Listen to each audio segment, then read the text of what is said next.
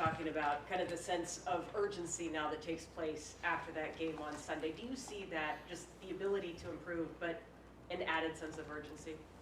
Um, yeah, no, I think maybe it's less about like adding urgency as much as it is just addressing the importance of it. It's part of our process, and I think the guys have.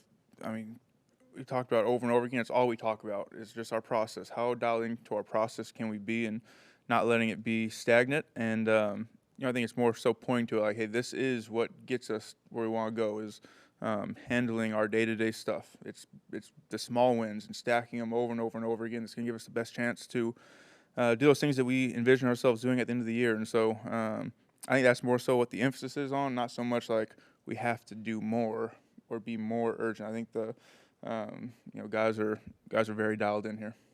When your quarterback has a rough day and a player on the other side of the ball, in this case Ernest Jones, is sticking up for him as emphatically as he did on Sundays, what does it tell you about this team? Yeah, that just think speaks to that connection. We've talked about that Mike's message to us from day one. It's 12 as one. We're all together in this thing, and Ernest is a guy that a lot of people in this room, a lot of people in this building have a ton of respect for, and rightfully so. And so it does. It shows you that there's that connectiveness and there's that understanding that this is going to be something that's we win games, we lose games together. It's the most cliche thing ever, but in football, it's the most true thing. And we know there's going to be games where we're going to need the defense to pick us up, and we almost got away with one there where offensively we weren't on top of our stuff as much as we should be, but almost won a game that we had no business really being a part of the way that we were playing offensively. And there's going to be games like that. There's going to be games where offensively we're able to get things going and we got to pick up the defense. And it's just part of how football works. And but really cool by Ernest, and I mean it means a lot for the guys here, and shows kind of shows that we believe what we've talked about. Probably just heard Coach talk about red zone offense, but in your estimation, after watching film, what was missing? What was lacking, and what needs to be better next week?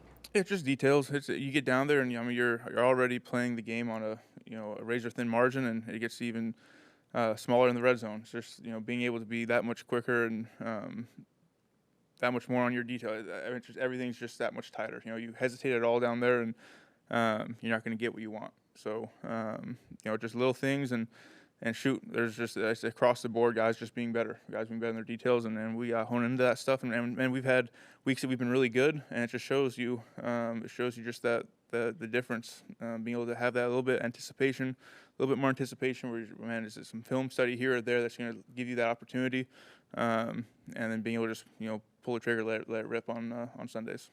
Rashid Shaheed seemed to get a little bit more involved in the second game. You're starting to see the impact he can have as he gets more time here. Yeah, I mean, shoot, he's a very special football player, and man, the sky's the limit for him. I'm excited to see it kind of continue to grow, and he's I think the understanding of this offense a little bit, having been with Clint last year, you can see just the subconscious stuff that's kind of coming back up. That he knows this stuff. It's just getting in again to the details of stuff that you haven't been running this offense for a year now, and now you get to come back and be a part of it. And but yeah, I'm excited about seeing kind of as he starts to grab onto some of those things more, and what his impact can be on the game. Was it a weird feeling to be disappointed that the Rams won a game?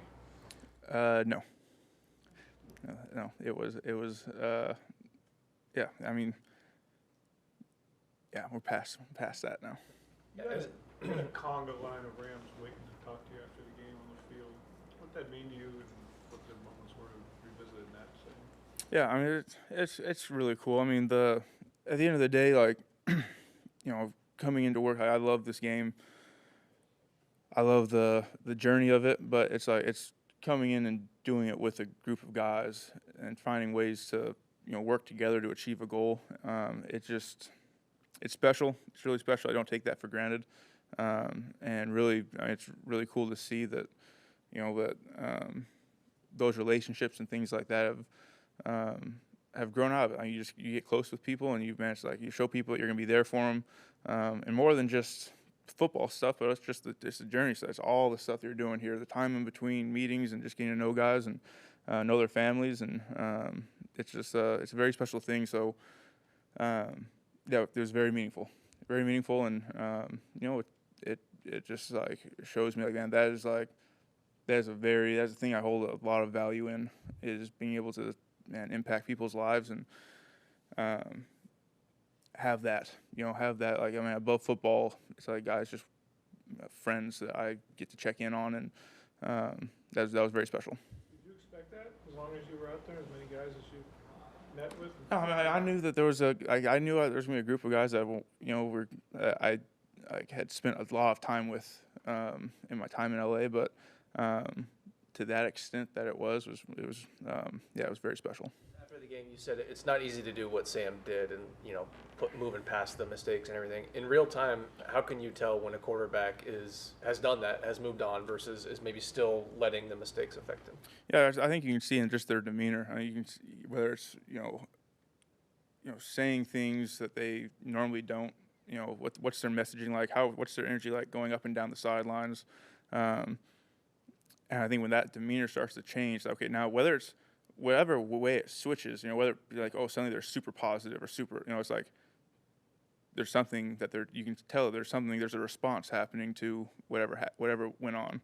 And Sam's just been steady. Like Sam, like that was the thing. It's like, man, he's the same as he was on drive one, as he was, right there at the end of the game. And I think that's a hard thing to do.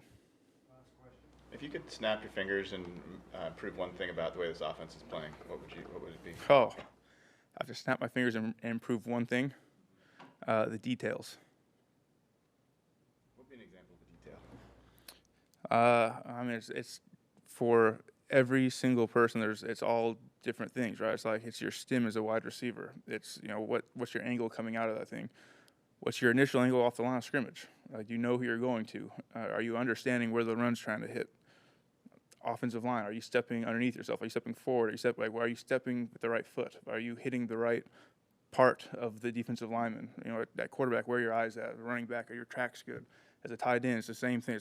It's all tied into the same stuff. And so all of those things that you don't know unless you're in these meetings and you know what we're teaching.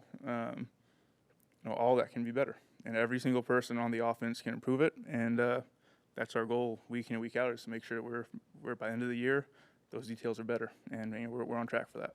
Thanks, yeah, thanks, guys. Thank you.